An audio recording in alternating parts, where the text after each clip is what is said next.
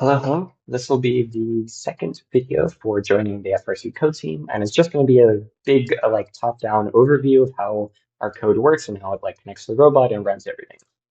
So first off, once you go through the first video, you should have all of this set up, and you should be able to go to your source control and should have access to GitHub. Search up once you're logged in GitHub, search up this particular file made by FRC9289. But it's called FRC9289 Example Pathfinder. This is the example code that we're going to be using to start next year. It has our Pathfinder code from last year, our swerve drive commands that we also figured out last year, and then our drivetrain and no other mechanical things like an elevator or a shooting mechanism. This is just like the base robot for swerve.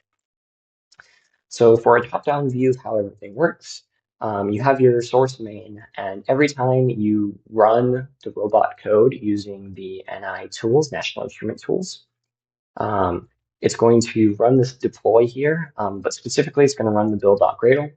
The build.gradle is going to go through and run all of the code.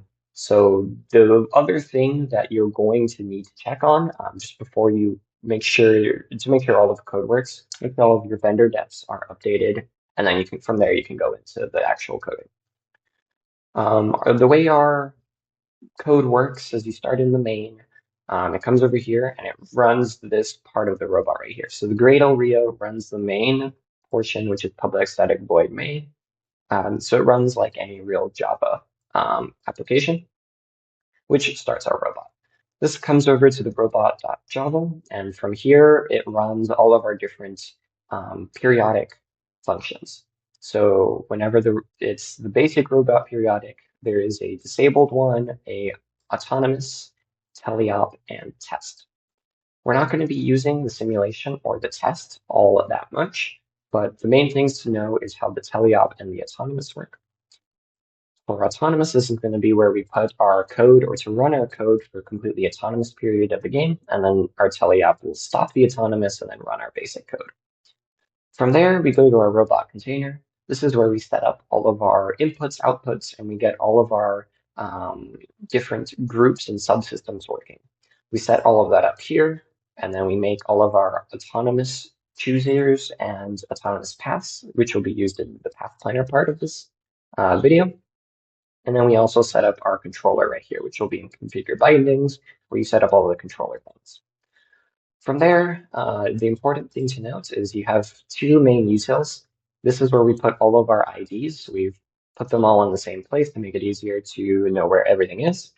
And then this is where we use we create spark maxes. So for the spark maxes, you set whether they're inverted or not, their idle mode, and we're going to be using this object class later on to make our swerve drive. In the swerve module, this is where we create each individual module, and then we set up the periodics so we can get all of the data on how it's moving. And then we set all of the different functions here. That'll all be setting where the swerve module is going, what position it's in, and this is going to be important for Path Planner. For the drivetrain, this is where we actually set up all four swerve modules to work together to move the robots. We set up our gyro, and then we set up our position estimator and our auto builder for our path planner to know where it's going and how it's moving. The other main thing is we have swerve drive commands.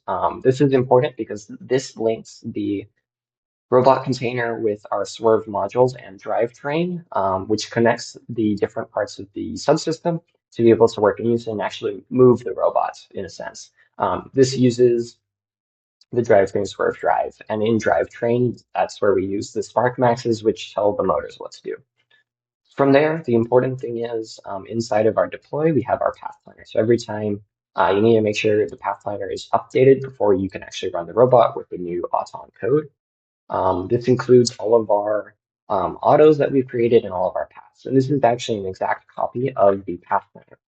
So whenever you have path planner opened, it'll show you the exact things that you see here, both in autos, which is the right side, and then paths, which is the left side. All you need to do is just connect these two by picking which folder your project browser is going to be in.